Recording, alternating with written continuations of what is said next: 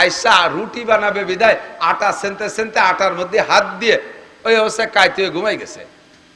সে আটা দিয়ে রুটিও বানাই নেই, সেনা টেনা শেষ, ওই অবস্থায় কাইতে ঘুমাই গেছে। আরো মজার বিষয় যে আটা হাতের মধ্যে রয়েছে, উনি ঘুমাই রয়েছে, ছাগলে আটাটুক খাইয়ে গেছে, তাও টের বাইরে। ছোটদের ঘুমের যে অবস্থা। তো শেষ রাত্রি আমার ঘুমের প্রভাবে আমি এরকম ঘুমাই থাকতাম, হুজুর আমারে ডাক্তার উঠতাম না। বিশ্ব নবী রহমতে আলম, গোটা মানব জাতির উস্তাদ, সর্বক্ষেত্রের উস্তাদ, সর্বক্ষেত্রের উস্তাদ, আমাকে হুজুর রাত্রে শেষ রাত্রে উঠাইতেন কিভাবে? অজু বানাইয়া আইসাও উঠতাম না, একটু হাতে যে পানি থাকতো অজুর পানি, আমার চোখের উপরে মুখের উপরে চটকা মারতেন। হালকা হালকা ঠান্ডা পানির প্রভাবে আমি অনেকদিন উঠে যেতাম। আবার কোনো কোনো দিন যদি এভাবে আমি না উঠতাম, তাহলে হুজুর আঙ্গুলে পানি নিয়ে আমার দুই চোখের কেনিতে 2 ফোঁটা পানি ছেড়ে দিতেন। হালকা হালকা করে মৃদু মৃদু করে আমার মাথা মালিশ করতেন, আর ধীরে ধীরে ডাকতেন, ইয়া আইস কুমি বিইذনিল্লাহ, ও আয়েশা তুমি ওঠো। আসমান বানাইছে আল্লাহ তাআলা কোন শব্দ দিয়া? জমিন বানাইছে আল্লাহ কোন শব্দ দিয়া? চন্দ্র সূর্য বানাইছে আল্লাহ কোন শব্দ দিয়া? সব ফেরেশতা বানাইছে কোন শব্দ দিয়া? জিন বানাইছে আল্লাহ কোন শব্দের মাধ্যমে? কোন মানে হয়ে যাও। আর এই একটা একটা শব্দ বলছে, সবগুলো হয়ে গেছে। এদের সারা জগতে যত সৃষ্টি আছে সমস্ত সৃষ্টি মিলাইয়া সকলের উপরে আল্লাহর যতটুক মায়া, সাধারণ একজন মূর্খ মানুষের মাথার উপরে আল্লাহ তাআলার মায়া তার চাইতে লাখ কোটি গুণ বেশি। কারণ এইটুক বানাইছে আল্লাহ তাআলা নিজ হাত দিয়ে, যার উপরে আল্লাহর হাতের ছোঁয়া আছে তার উপরে আল্লাহর মায়া বেশি।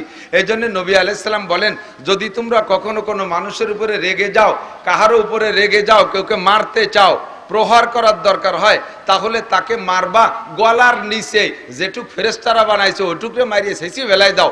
আল্লাহ যেটুক আদ্যে বানাইছে ও জায়গা মার দিও না। এই জন্য মাথায় মারবা না, মুখে মারবা না, কান ধরে টান দিবা না, দাঁত মুখ ভেঙে বেলায় দিবা না, এই জায়গা মারবা না। কিন্তু আমরা সম্পূর্ণ উল্টো করি, পয়লা বক্সিংটা নাক জড়াইয়া নাক বসকায় ফেলি। বাচ্চা কাচ্চারে থাপ্পড় দিতে গেলে মাথায় দেয়, কান জড়াই দেয়, মুখের উপরে গালের উপরে থাপ্পড় মারি। যে জায়গা মারতে নিষেধ করছে সেই জায়গা আগে মারি। লাঠি দিয়ে বাড়ি দিলে, আপনাদের এলাকায় তো বাড়ি বাড়ি হয় না, আন্তর্জাতিক খ্যাতি সম্পূর্ণ সালতানগর কান্দা, এ জায়গার মানুষ হেসাক ধরায় কাজি হারে, মহিলারা ছাই উড়োয়। সুবহানাল্লাহ, কি বিল্লাহ, একটু নাউজুবিল্লাহ। তো পয়লা মাইডা কোন জায়গা দেন আপনারা? মাথা ফেলাই দিতে পারলে আর এদিক ওদিক চাই না, কথা কোন ঠিক না?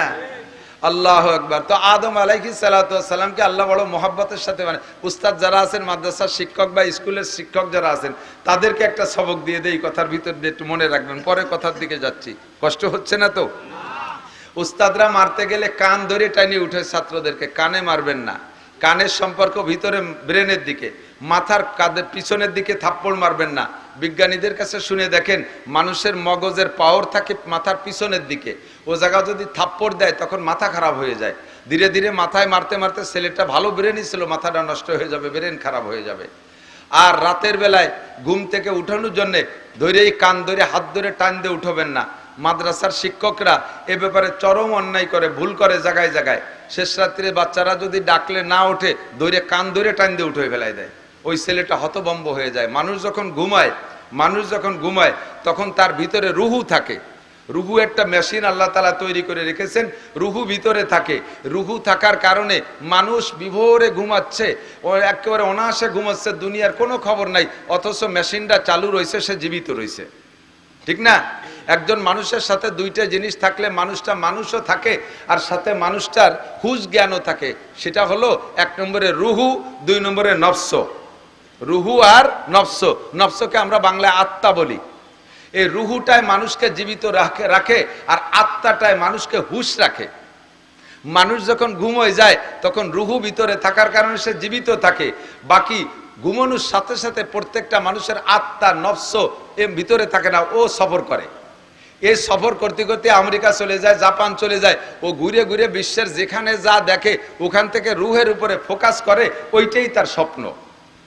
ছেলেটা রয়েছে বিছানে ঘুমাইয়া, স্বপ্নে চলে গেছে আমেরিকা, জো বাইডেনের মাইয়ে বিয়ে করে ও জায়গা ঘর সংসার করে 4-5টা ছেলে মেয়ে হয়ে গেছে। লাইফ দিয়ে উঠে দেখে যে দাফা দাবি হতে হতে খেতা ছিঁড়ে ফেলাইছে। ও সেলও তো বিছানেই আছে, ওর বডি এখানে আছে, রুহ এখানে, ওর নফস আর আত্মা উড়িয়ে চলে গেছে আমেরিকা, যে এত কিছু করে তারপরে সকালে বেলা ওঠার আগে বাড়ি ফিরে আসছে। নফস যতক্ষণ পর্যন্ত রুহের সাথে সেট না হয় অতক্ষণ পর্যন্ত মানুষ হুশ হয় না, হুশ হয় না। দেখবেন ছোট ছোট বাচ্চা যারা রাতের বেলা আপনারা উঠাইয়া পেশাব করেন না, ছোট বাচ্চাদেরকে উঠে বিছানে পেশাব করাবো, পেশাব করেন না, ওরে বাইরে নিয়ে ধরছেন, ওর রুহু আছে, রুহুর কাজ রুহুতে করছে, প্যান্ট খুলে দিয়েছেন, পেশাব করছে, এরপরে এনে শোয়াই দিয়েছেন। সকালবেলা জিজ্ঞেস করবেন যে এই তোরে যে উঠাইয়া ওই জায়গা পেশাব করাছি, তোর কি মনে আছে? কয় হ, আমি কোনো সময় উঠি নেই। ও জানেই না, ওরা আত্মা এসে রুহের সাথে সেট হয়ে পারে না, বিদায় রুহুর কাজ রুহুতে করছে, কিন্তু সে তা টের পায় নাই। এ কথা থেকে আমি বলতে চাই, বাচ্চারা যখন ঘুমায় তখন তাদেরকে ঘুম থেকে উঠানোর জন্য আচানক হাত ধরে টান দিয়ে উঠাবেন না, ঠ্যাং ধরে টান দিয়ে উঠাবেন না, কান ধরে টান দিয়ে উঠাবেন না, চুল ধরে টান দিয়ে উঠাবেন না। ওর আত্মা এসে রুহের সাথে সেট হয়ে পারে না, তখন দেখবেন এরকম করে ঢালুমালু করে হতভম্ব হয়ে যায়, ও দিককানা হয়ে যায়, দিঘারা হয়ে যায়। দেখছেন না এরকম? দেখছেন না? মাদ্রাসার শিক্ষক গভীর রাত্রে ছেলেদেরকে উঠায়, ডেস্কের উপরে লাঠি দিয়ে ঠাস ঠাস করে বাড়ি মারে, ঠাস ঠাস করে বাড়ি মারে। রুহুতে এই বাড়িটা শুনে লাফ দিয়ে উঠে গেছে, নফস এসে আত্মা এসে ওর সাথে সেট হয়ে পারে না। ওই অবস্থায় ছেলেটা যাইয়া অনেক সময় পেশাবখানায় যে পেশাব করতে যে সে জায়গা ঘুমায়ও থাকে, ও জায়গা ঘুমাই রয়েছে, ওরা আত্মা এসে সেট হয় নাই। এভাবে বারবার করতে করতে ওর ব্রেন খারাপ হয়ে যায়। তারপরে কেন আমি মাদ্রাসায় পড়বো না, আমি বলবো না, আমার মাথায় ধরে না, পারি না, শেষ রাত্রি উঠে আমার ঘুম পড়ে না, ইত্যাদি ইত্যাদি করে ছেলেটা নষ্ট হয়ে যায়। এই ছেলেদেরকে উঠানোর পদ্ধতি সিদ্দিকা আয়েশা রাদিয়াল্লাহু তাআলা আনহার হাদিস থেকে নিয়ে আসছি। সিদ্দিকা আয়েশা বলেন, নবী আলাইহিস সালাতু সালাম আর আমি যখন রাত্রে এক রুমে ঘুমাইতাম, ছোট্ট রুম, আমরা একজনে উঠে, দুইজন যদি উঠে একজনে নামাজে দাঁড়াইতো রুমের ভিতরে, তাহলে আর একজনের গায়ে পা লাগতো, সিজদার ধাক্কা লাগতো, এত চাপা রুমের মধ্যে আমি আর হুজুর ঘুমাইতাম। হুজুরের সব স্ত্রীদের রুম এরকম ছিল। তো হুজুর গভীর রাত্রে উঠতেন, উঠা শেষ রাত্রে উঠে হুজুর অজু করতে যাওয়ার আগে আমাকে ডাকতেন। আয়েশাকে হুজুর অত্যন্ত ভালোবাসতেন, ভালোবাসার টানে আয়েশাকে পুরো আয়েশা না বলে আইস করে ডাকতেন। আইস মানে আরাম, মোহাব্বতের টানে হুজুর আইস করে ডাকতেন, ইয়া আইস করে ডাকতেন। আমি কানে শব্দ শুনতাম কিন্তু আমি সজাগ হতাম না, ছোট মানুষ ছিলাম, উড়ামুড়া। হুজুর বলছে না, খেয়াল করছেন নাকি জানি না, আয়েশা এত ছোটবেলায় হুজুরের ঘরে স্ত্রী হিসেবে গেছেন যে অল্প বয়সের কারণে আয়েশা রুটি বানাবে বিদায় আটা সেনতে সেনতে আটার মধ্যে হাত দিয়ে ওই অবস্থায় কাইতে ঘুমাই গেছে।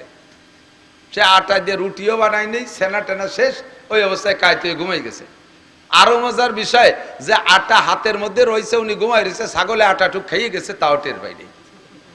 ছোটদের ঘুমের যে অবস্থা। তো শেষ রাত্রি আমার ঘুমের প্রভাবে আমি এরকম ঘুমাই থাকতাম, হুজুর আমারে ডাকতেন, উঠতাম না। বিশ্ব নবী রহমতে আলম, গোটা মানব জাতির উস্তাদ, সর্বক্ষেত্রের উস্তাদ, আমাকে হুজুর রাত্রে শেষ রাত্রে উঠাইতেন কিভাবে? অজু বানাইয়া আইসাও উঠতাম না, একটু হাতে যে পানি থাকতো অজুর পানি, আমার চোখের উপরে মুখের উপরে চটকা মারতেন। হালকা হালকা ঠান্ডা পানির প্রভাবে আমি অনেকদিন উঠে যেতাম। আবার কোনো দিন যদি এভাবে আমি নাও উঠতাম, তাহলে হুজুর আঙ্গুলে পানি নিয়ে আমার দুই চোখের কেনিতে 2 ফোঁটা পানি ছেড়ে দিতেন। হালকা হালকা করে মৃদু করে আমার মাথা মালিশ করতেন, আর ধীরে ধীরে ডাকতেন, ইয়া আইস কুমি বিইذনিল্লাহ, ও আয়েশা তুমি ওঠো, ওযু বানাও, নামাজ পড়ো, তাহাজ্জুদ পড়ো। আল্লাহ পাক রব্বুল আলামিন ডাকতেছেন, আলা মুস্তাগফিরিন ফাগফির আলা, আলা মুস্তারজিকিন ফারজুকা, আলা মুস্তাশফিন ফাওয়াফিয়া। কে আসো অভাবী আমার কাছে চাও, কে আসো গুনাহগার ক্ষমা চাও, কে আসো রোগী আমার কাছে শিফা চাও। ডাক্তাররা ঔষধ ছাড়া চিকিৎসা করতে পারে না, অপারেশন ছাড়া চিকিৎসা করতে পারে না। আমি শুধু কোন শব্দ বলবো তোমার অভাব চলে যাবে, আমি কোন শব্দ বলবো তুমি সুস্থ হয়ে যাবা, আমি তোমাকে রিজিকের ফয়সালা করব। ও আয়েশা, আল্লাহ ডাকতেছে, তুমি একটু ওঠো। এভাবে নবী আমাকে মিষ্টি ভাবে ডেকে ডেকে উঠাইতেন। তো নবী আলাইহিস সালাতু ওয়াস সালাম হলো লাকাদ কানা লাকুম ফি রাসূলিল্লাহি উসওয়াতুন হাসানা। গোটা মানব জাতির মধ্যে বিশ্বনবী মুহাম্মদুর রাসূলুল্লাহ সাল্লাল্লাহু আলাইহি সাল্লামের মধ্যে, হুজুর আলাইহিস সালামের মধ্যে রয়েছে মানব জাতির উত্তম আদর্শ। ঘুম থেকে কিভাবে উঠাতে হবে মানুষকে, সে শিক্ষা আমার নবী দিয়েছেন।